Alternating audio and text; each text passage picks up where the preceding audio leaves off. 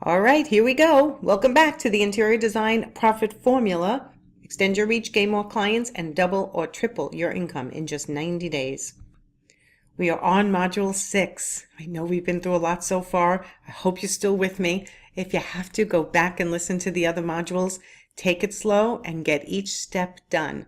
In this module, I want to go over sharing compelling content. It's really hard for people to come up with topics. But it's actually quite easy if you just let yourself think. What do people want to know about what I do?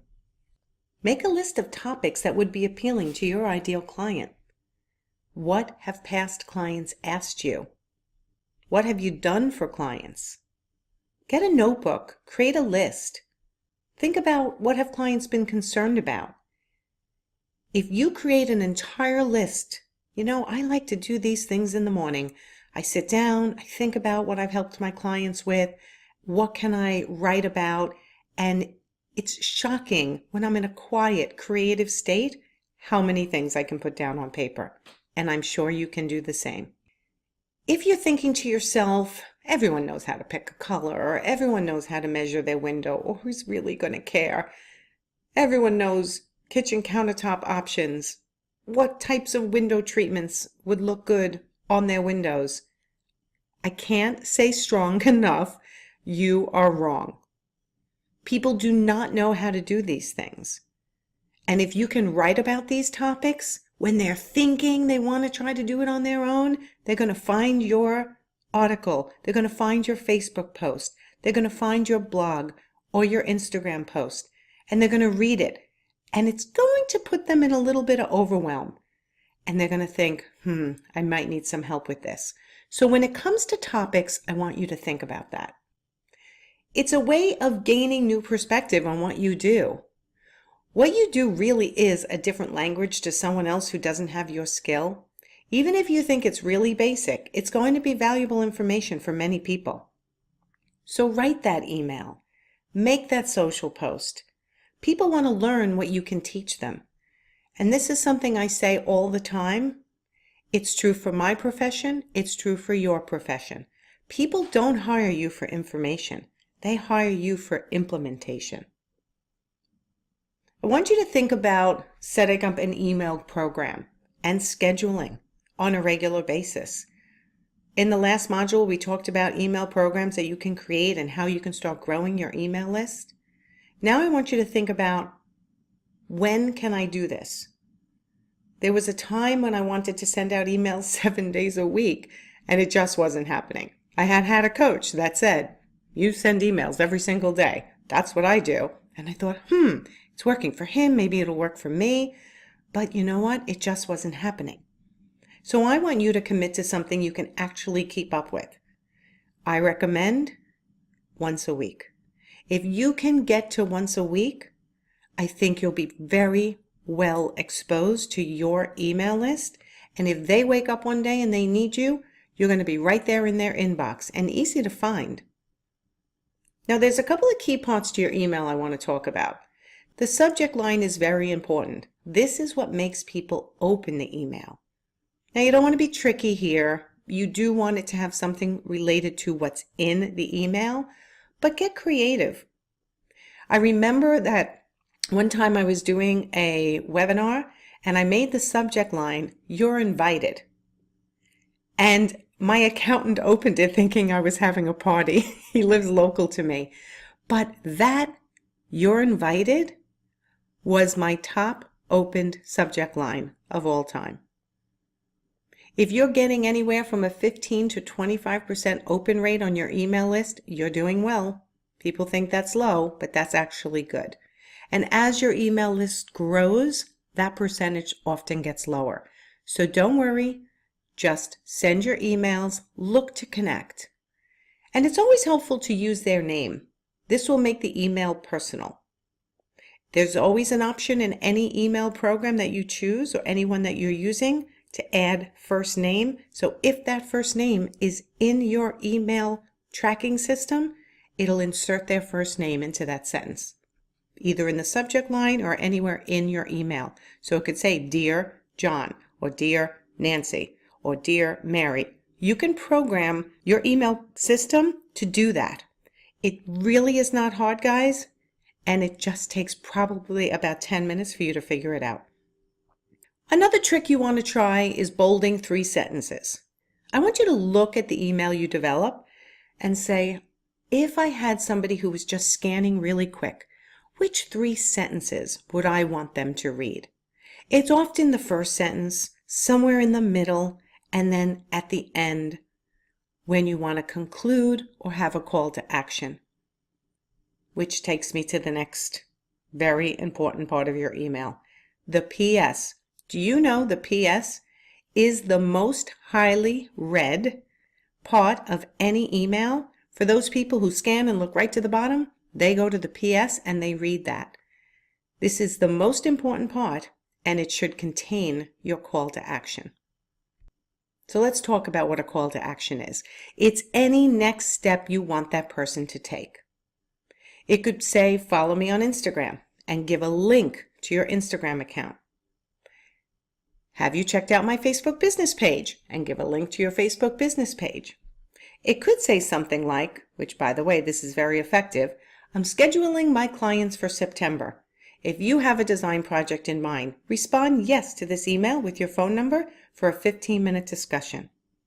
And I'm going to even change that a little bit. You can say, respond yes to this email with your phone number, and I will give you a call in the next 24 hours.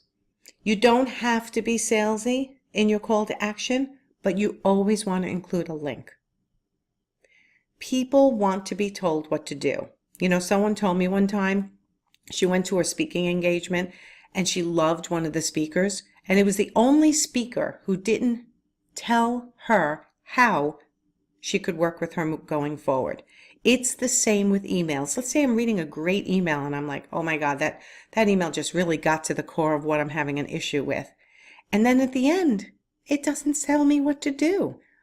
People need to be told what the next step is. People want to know how to work with you. They want to know what you want them to do. Don't be afraid to tell them. Tell them the next step.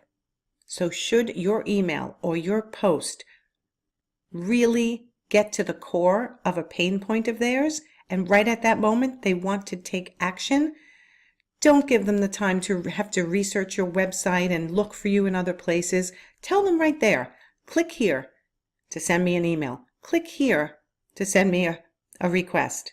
Make it easy for them. So let's go back to the writing headlines and the subject lines, and even what subjects you want to write about. These are 3 great web pages to look at to get your juices flowing. And I want you to create 25 headlines or subject lines to use as needed. I use these sites for blog ideas, blog title ideas, for subject line ideas, just topics in general. So when you get stuck, there's always a place to turn. Try these: HubSpot, SEO Presser, and Title Generator.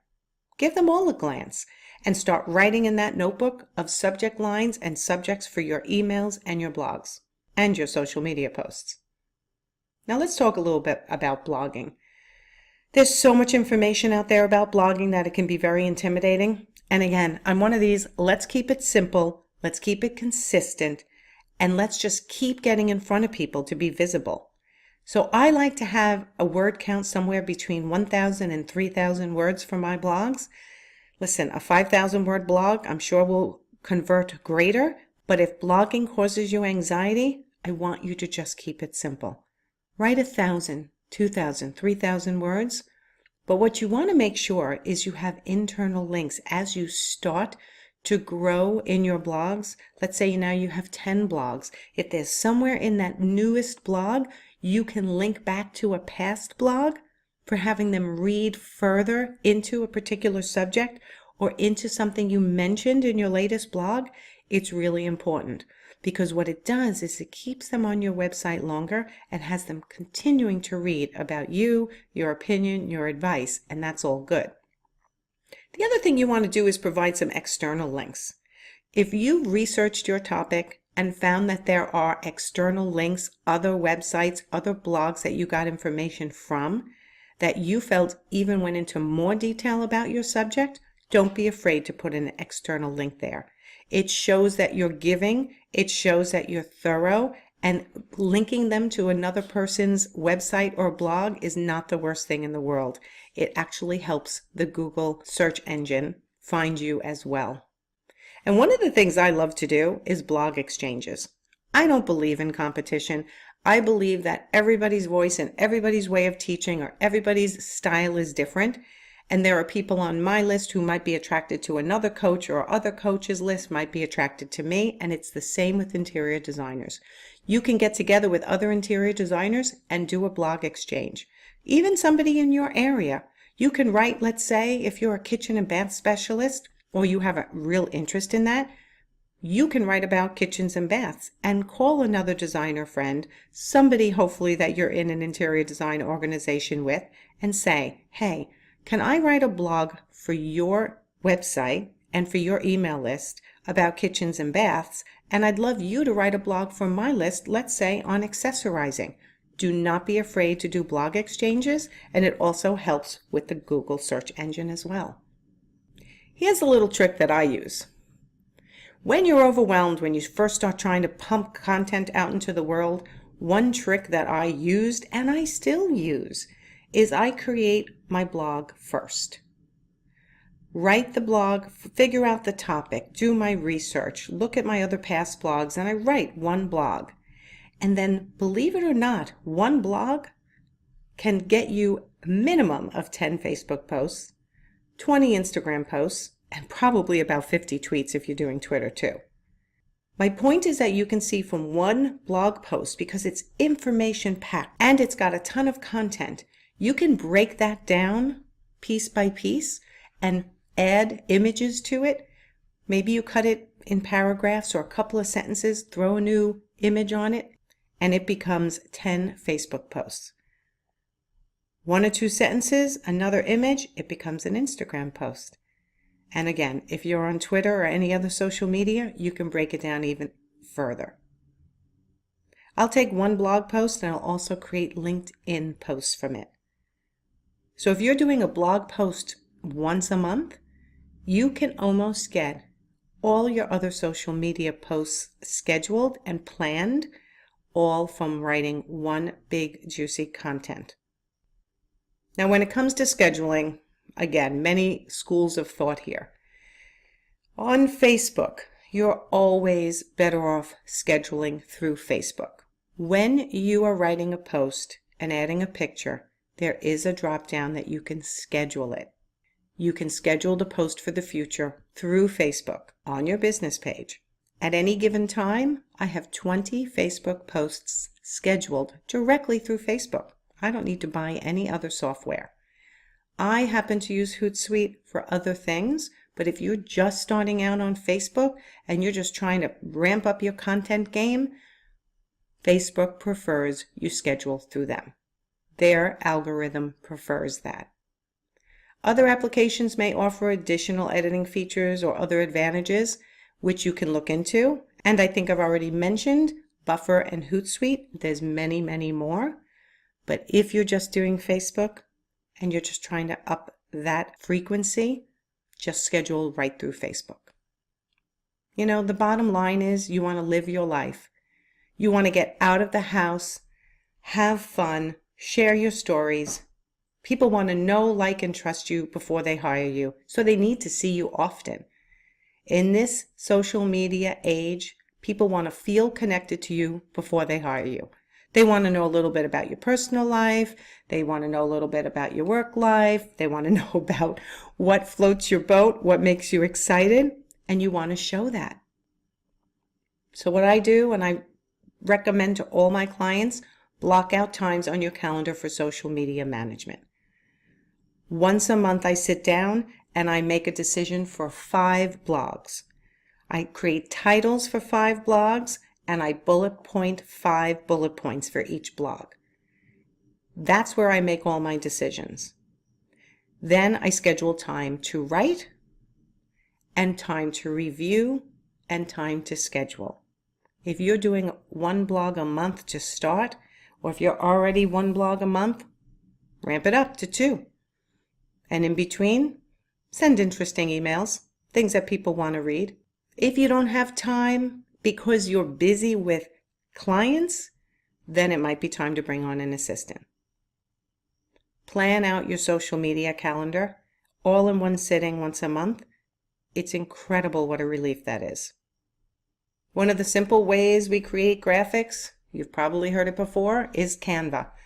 There are a lot of other fancier ways, but I have to tell you, Canva can do most of what you need it to do. You can do video thumbnails, you can do Facebook banners, you can do posters, you can do Instagram images. Canva, simple. There's a free version.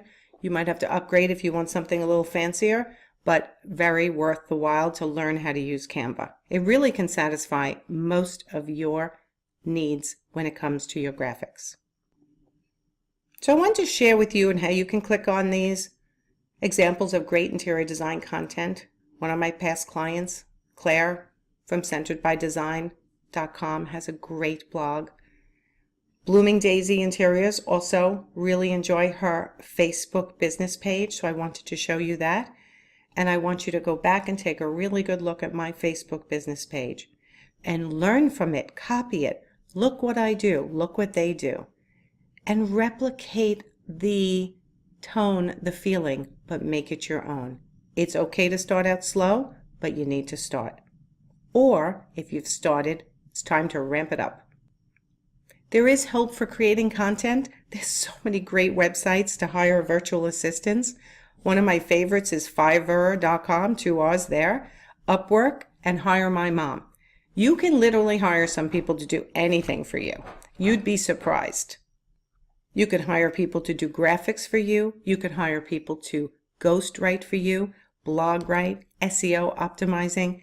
Really, there's so many things you can hire for. I always just tell everyone just to look for 5 stars. Look for someone who's been working for a long time. They have lots of reviews. And then it's certainly acceptable for you to say, can you hop on a video call with me on Skype, on Zoom, whatever video chat they have, and can I meet you real quick? Especially if you're looking to hire someone steady. Start sharing today. It really is the difference between sitting at your desk waiting for something to happen and making something happen. See you in the next module.